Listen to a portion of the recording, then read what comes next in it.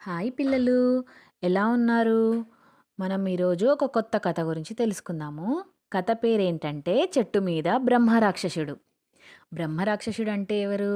రాక్షసులకు సీనియర్ రాక్షసుడు అనమాట. అతనే బ్రహ్మరాక్షసుడు. అయితే కథ ఏంటో తెలుసుకుందామా? అనగనగా ఒక ఊళ్ళో నాగభూషణం అనే ఒక పర్సన్ ఉంటాడనమాట. అతనికి అనుకోకుండా చాలా విధాలుగా కష్టాలు వస్తూ ఉంటాయి.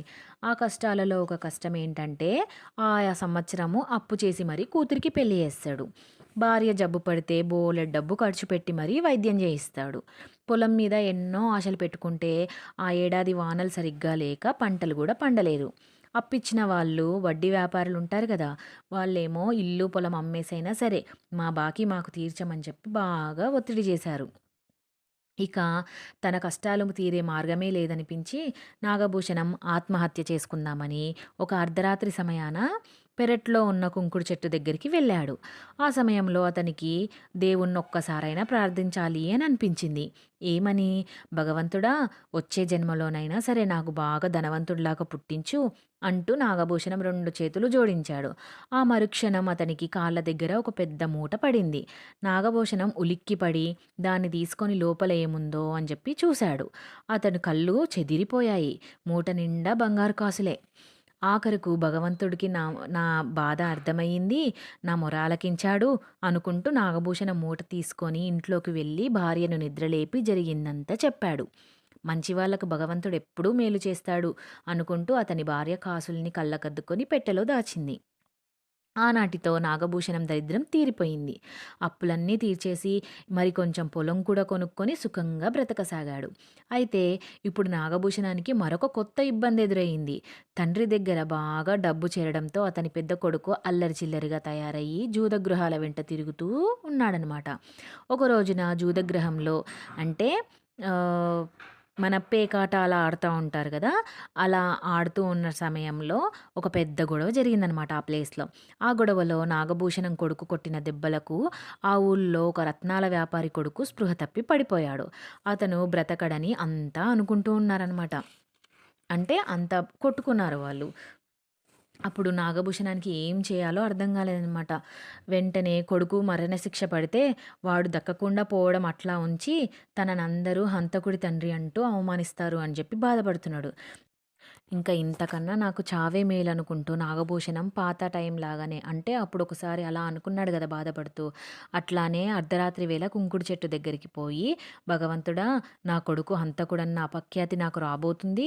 వచ్చే జన్మలోనైనా బుద్ధిమంతులైన కొడుకులను ప్రసాదించు అని అన్నాడనమాట. ఆ సమయంలో చెట్టు కొమ్మల్లో నుంచి ఆ రత్నాల వ్యాపారి కొడుకు నిక్షేపంగా ఉంటే నీ కొడుకు హంతకుడెలా అవుతాడు? అన్న మాటలు వినిపించాయి. నాగభూషణం ఆశ్చర్యపోతూ చెట్టు కొమ్మల్లోకి తొంగి చూశాడు. ఏమీ కనిపించదు. భగవంతుడే నాకు అలా చెప్పి ఉంటాడు అని చెప్పి అతనికి అనిపించింది. వెంటనే అతను బయలుదేరి రత్నాల వ్యాపారి ఇంటి దగ్గరికి వెళ్ళాడు. వ్యాపారి కొడుకు ఒంటి నిండా కట్లతో మంచంలో పడుకొని ఉన్నాడు. అతని తండ్రులు ఇంకా బంధువులు అందరూ దిగులుగా కూర్చొని ఉన్నారు అతన్ని చూస్తూ. రత్నాల వ్యాపారిని సమీపిస్తూ ఉండగానే నాగభూషణం కోపంగా అన్నాడనమాట. ఏమయ్యా, నీకిదేమైనా న్యాయంగా ఉందనిపిస్తుందా? నా మీద నీకు పగ ఉంటే మరో విధంగా తీర్చుకో. అంతేగాని నా కొడుకు మీద ఇలాంటి అన్యాయపు ఆరోపణలేస్తావా? నిక్షేపంలాగా ఉన్న నీ కొడుక్కి దొంగ కట్లు కట్టించి నా కొడుకు కొట్టాడని అందరికీ చెప్తావా? అని అన్నాడనమాట. ఆ రత్నాల వ్యాపారి ఏదో జవాబివ్వబోతూ ఉండగా, అతని కొడుకు చప్పున మంచంలో నుంచి లేచి కూర్చొని, "ఈ కట్లేమిటి? ఈ గొడవేమిటి? ఛీ! ఇదంతా పెద్ద చిరాగ్గా ఉంది నాకు" అంటూ కట్లు విప్పేసుకుంటూ వెళ్ళిపోతాడు. అతని ఒంటి మీద ఒక చిన్న గాయపు గుర్తు కూడా కనిపించదు. అందరూ ఆశ్చర్యపోతారు.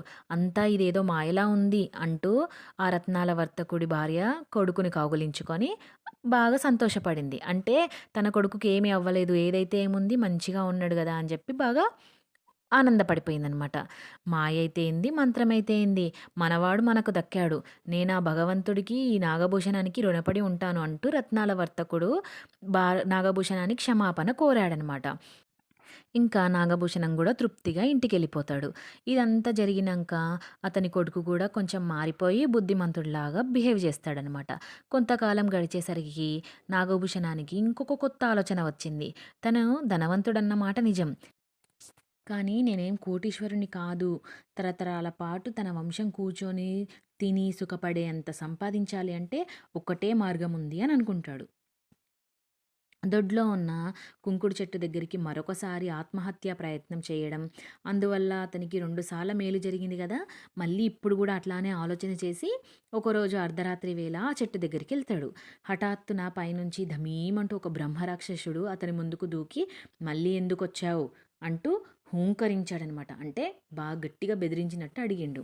అప్పుడు ఆ బ్రహ్మరాక్షసుడిని చూస్తూనే నాగభూషణానికి నోట మాట గూడా వస్తలేదనమాట. అతను అతి కష్టం మీద గొంతు పెగల్చుకుంటూ, "ఎవరు నువ్వు?" అని అడిగాడు. "చావాలని వచ్చిన వాడివి నన్ను జూసి భయపడుతున్నావెందుకు?